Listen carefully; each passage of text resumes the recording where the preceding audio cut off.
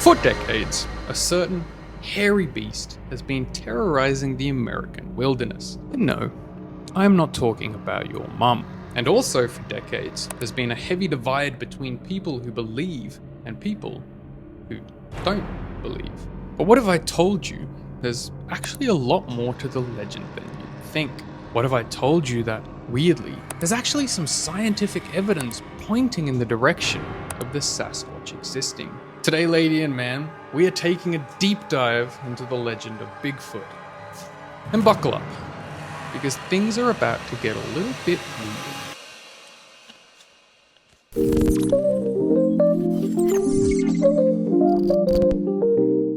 In the remote wilderness of North America, something ancient, wild, and elusive is said to lurk in the shadows of the forests. Described as a massive ape-like creature standing up to 10 feet tall and covered in thick, dark hair. Bigfoot has captivated the imaginations of generations, whether it's called Sasquatch, Skogum, or simply the Wild Man. Despite the lack of concrete proof, the search for this legendary creature continues, driven by eyewitness encounters, eerie sounds in the forest, and unexplained tracks imprinted in the earth.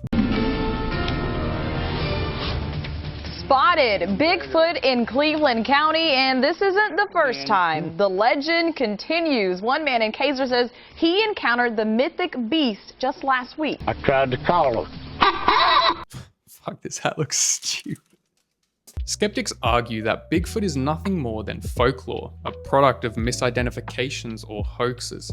But many scientists and wildlife experts actually believe otherwise. They have dedicated their lives to solving the riddle of the creature that remains hidden despite decades of pursuit. Just as I have dedicated my life to making content for you guys. I guess if you enjoy it, you could subscribe or something. I don't know.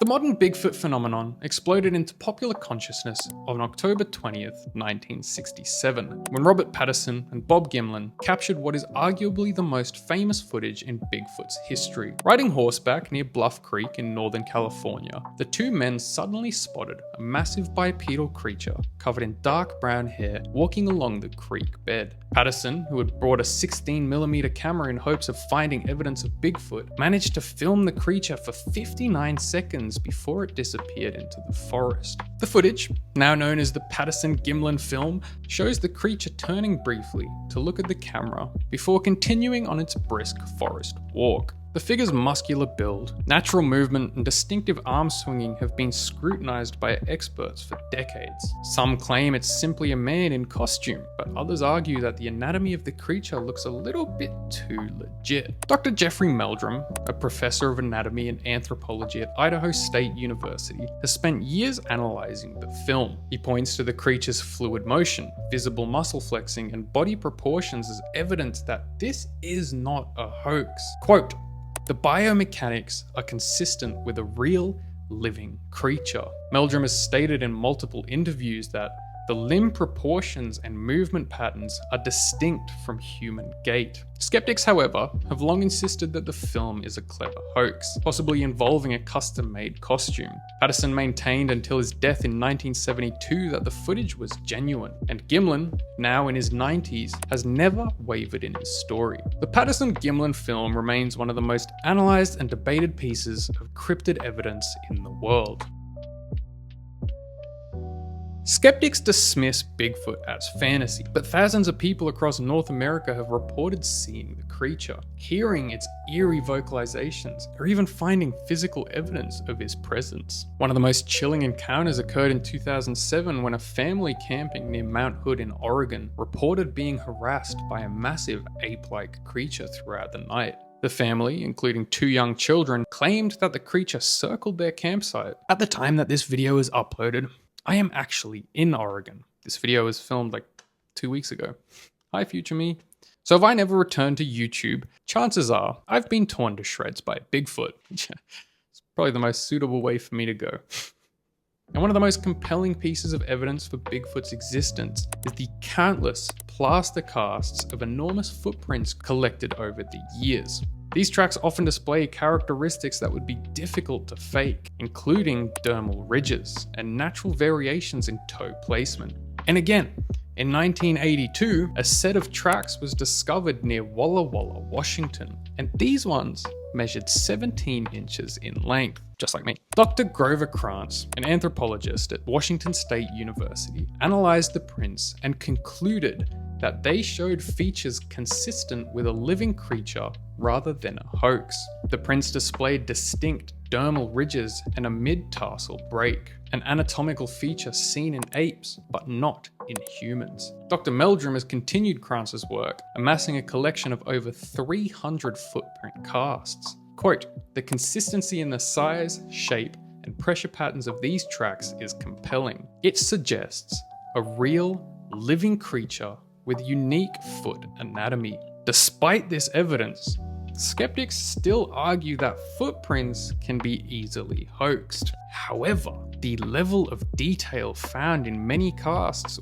would require sophisticated knowledge of anatomy and biomechanics. And I don't think you understand how dumb people that fake these kind of things are. In 2012, a team of researchers in the Sierra Nevada mountains claimed to have collected hair samples from a suspected Bigfoot sighting. The hair was sent to multiple labs for analysis. While the samples did not match any known animal, they could not definitively be linked to a new species. One of the most high-profile DNA studies was conducted by Dr. Melba Ketchum, who claimed to have sequenced the genome of Bigfoot using hair and tissue samples provided by various researchers. Ketchum's study concluded that Bigfoot was a hybrid species with human and unknown primate ancestry. The Sierra Sounds, recorded in the 1970s by researcher Ron Moorhead and Al Berry in the Sierra Nevada mountains, remain some of the most compelling audio evidence.